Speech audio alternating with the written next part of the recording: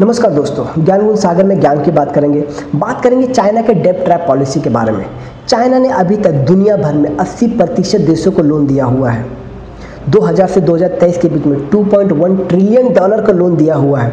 उसका biggest beneficiary USA है। USA को $201 बिलियन का लोन दिया है, वहीं इंडिया को $11 बिलियन का लोन दिया हुआ है। तो चाइना ये कर क्यों रहा है? China basically all over world अपना प्रेजेंस बढ़ाना चाहता है। बेल्ट एंड रोड इनिशिएटिव के तहत belt and road initiative Chinese president Xi Jinping ने 2013 में लॉन्च किया था।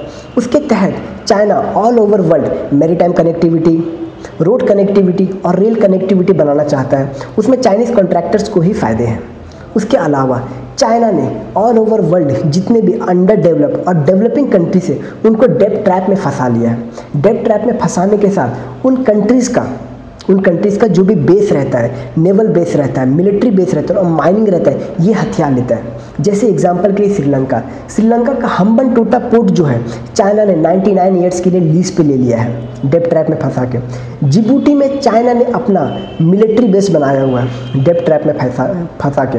और बहुत एग्जांपल है, मालदीव्स हो गया, बांग्लादेश हो गया, म्यांमार हो गया, नेपाल मतलब ये शिकंजे में है।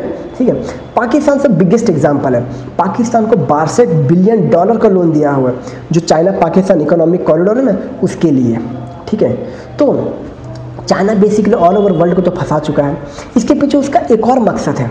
उसका प्लान ये है कि इंडिया को चारों तरफ से घेरना। आपने अगर देखा होगा, एक कॉन्सेप्ट सुना होगा स्ट्रिंग ऑफ पर्ल्स का।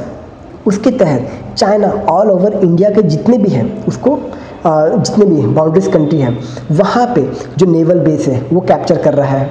ठीक है, और इंडिया को घेर रहा है। लेकिन इंडिया भी पीछे नहीं है। इंडिया ने उसके काउंटर में नेकलेस ऑफ डायमंड लॉन्च किया है। हमारे भी ग्लोबल प्रेजेंस है, लेकिन उतने नहीं जितने चाइना के हैं।